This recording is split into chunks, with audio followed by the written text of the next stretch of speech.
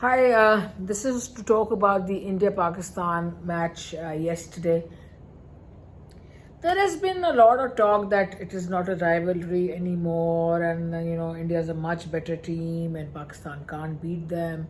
Yet the overall stats over years and years, decades and decades, where Pakistan is still about 10 matches ahead, and just about 3 4 years ago we were about 20, almost 20 matches ahead, but now that cushion is sort of becoming narrow, and that is because India has, to be honest, leave everything aside, the handshake gate and the Pycroft gate and whatever, just purely on cricket basis, India's been a much better team the last almost 7 8 years. It's become a very strong unit under Virat Kohli, and before I would in fact like to give Ganguly a lot of credit for India becoming the new India, and Pakistan subsequently has been becoming a weak unit.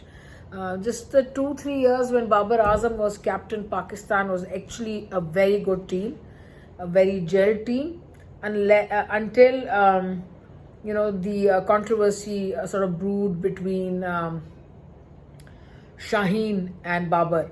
And when I say that Pakistan was an excellent team under Babar, I give no credit to Babar Azam for that. He was not a captain material. They just made him captain out of the blue for no reason.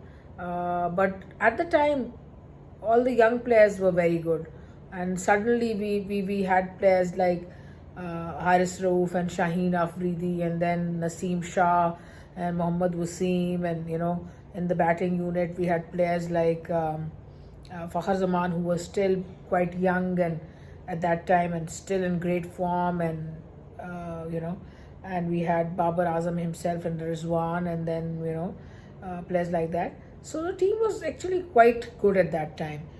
But suddenly, as it happens in Pakistan, suddenly the team lost its unity. Some of the players became out of form. There were, different kind of captaincy tussle within the team. So, these things make a difference. And now let's just see what Pakistan has to do now. Pakistan, I feel, is suffering because our top order is not good enough. There could be many reasons. I think there is a lot of toying in our domestic structure. Any new chairman who comes into power, just the immediate thing is just play around with the structure of the domestic setup. I believe there should be a 10-team 4-day setup. The 10 teams should be playing the 4-day format called the Quaid-e-Azam Trophy. It should be a regional one, and a 10-team one is good enough for Pakistan, I feel. And then there should be pitches. There should be a spinning track. There should be a couple of fast tracks. There should also be a batting track. So have all these kind of pitches. We play with one uniform ball, whether it's Kookaburra or whether it's Dukes or Greys or whatever you're playing with. So in short, I could go on and elaborate on this, but in short, that is one of the reasons. Then the players playing at this level, international level, need to be sensible. I feel the Pakistani players are not sensible. They don't use their brains. They just when a message is given to them. For instance, the coach says, "Okay, I want you to play aggressive cricket with impact." He doesn't mean that when you're facing the first ball in the innings, you drag it from the leg stump to the off stump, or from the off stump to the leg stump and play across the line first ball. He's not saying that. Or he's not even saying that, to loft the first ball in the air, get a top edge, get out. What he's saying is that when you get the opportunity, you will get balls which could be hit, especially in the power play. Hit them for a boundary. Get those singles and doubles going. Get the rotational strike going. Play the ball cleverly in the gaps with soft hands.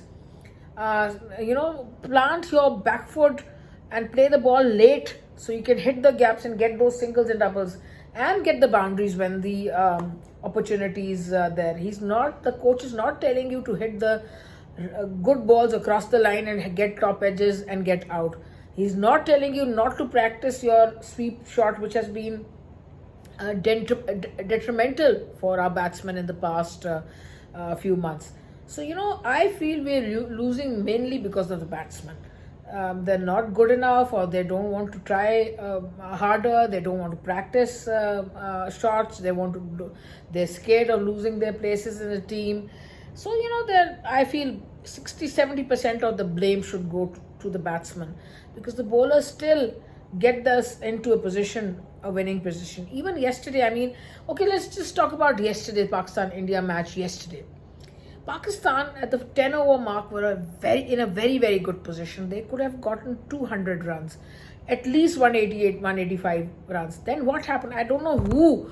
I don't know which person was it. Was it the captain? Was it the coach Hassan, who got a brain fade and decided to send in Mohammad Nawaz, ahead of Haris, ahead of the captain Salman Agha, ahead in form Shaheen Afridi. And Fahim, who has much more intent than Nawaz. Nawaz, I feel, is a very mediocre player. I don't want to say such things about players, but I feel his talent is very mediocre. Okay, once in a while he might get a 5-wicket haul against a very mediocre team or a mediocre batting lineup.